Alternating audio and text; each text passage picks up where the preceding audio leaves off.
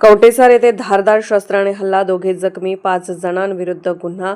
शिरोळ तालुक्यातील कवटेसार येथे धारदार शस्त्राने हल्ला करून दोघांना जखमी केल्याची घटना घडली असून या प्रकरणी जयसिंगपूर पोलीस ठाण्यात 5 जणांविरुद्ध गुन्हा दाखल करण्यात आला आहे। याबाबत पोलिसांकडून मिळालेल्या माहितीनुसार फिर्यादी सिद्धार्थ पांडुरंग मोठे वय 23 राहणार मूळ अवधूत कॉलनी कुपवाड तालुका मिरज जिल्हा सांगली सध्या सांगली सिव्हिल हॉस्पिटल यांनी दिलेल्या फिर्यादीनुसार ही घटना दिनांक 2 एप्रिल 2026 रोजी दुपारी 12:30 ते 2 वाजण्याच्या दरम्यान कवटेसार येथील पाण्याच्या टाकीजवळील रस्त्यावर घडली।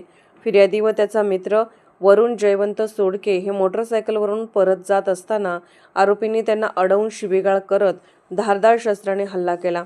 या हल्ल्यात दोघेही जखमी झाले असून त्यांच्यावर सांगली सिव्हिल हॉस्पिटल येथे उपचार सुरू आहेत। या प्रकरणी सचिन पाटील, प्रतीक पाटील व त्यांच्या अन्य 3 नातेवाईकांविरुद्ध जयसिंगपूर पोलीस ठाण्यात गुन्हा दाखल करण्यात आला आहे।